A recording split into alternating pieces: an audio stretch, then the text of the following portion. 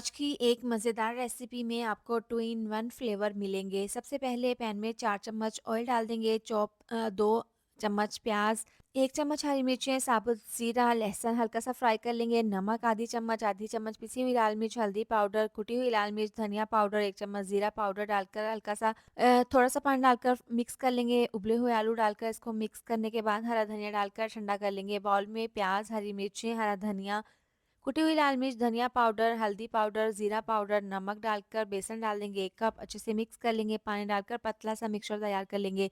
Bread के slice के किनारे इस तरीके से काटकर हरी चटनी, टोमेटो केचप दोनों स्लाइस पर इस तरीके से लगाकर एक स्लाइस पर आलू की स्टफिंग लगाकर दूसरा इसके ऊपर स्लाइस रखकर इसको ट्रायंगल शेप में कट कर लेंगे। ये मिक्सचर अच्छे से इसके ऊपर लगा लेंगे, ऑयल में डालकर फ्राई कर लेंगे। अच्छा गोल्डन कलर आने के बाद दोनों साइड से अच्छे से फ्राई करने के बाद निकालेंगे। मज़ेदार 2 इन 1 स्नैक्स तैयार हैं।